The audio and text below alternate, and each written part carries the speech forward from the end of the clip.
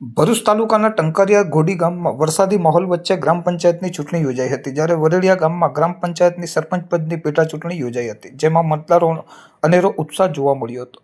વરસાદી માહોલ વચ્ચે ભરૂચ તાલુકાના ટંકારિયા ઘોડી ગામમાં ગ્રામ પંચાયતની ગતરોજ ચૂંટણી યોજાઈ હતી, જ્યારે વરેડિયા ગ્રામ પંચાયતની સરપંચ પદ માટે પેટા ચૂંટણી યોજાઈ હતી. મીડિયા ટીમ દ્વારા ઉપરોક્ત ગામોની મુલાકાત લેતા મતદારોમાં અનેરો ઉત્સાહ જોવા મળ્યો હતો. વિશેષ વરેડિયા ગામમાં ખૂબ સારો ઉત્સાહ જોવા મળ્યો હતો. સવારથી જ મતદારોની લાંબી કતારો મતદાન મથકોની બહાર જોવા મળી હતી. ટંકારિયા અને ઘોડી ગામમાં સરપંચ પદના બે ઉમેદવારોએ પોતાની પેનલ સાથે ભાગ્ય અજમાવ્યું છે, જ્યારે વરેડિયા ગ્રામ પંચાયતની સરપંચ પદની પેટા ચૂંટણીમાં 2 મહિલાઓએ સરપંચ પદ માટે ભાગ્ય અજમાવ્યું છે.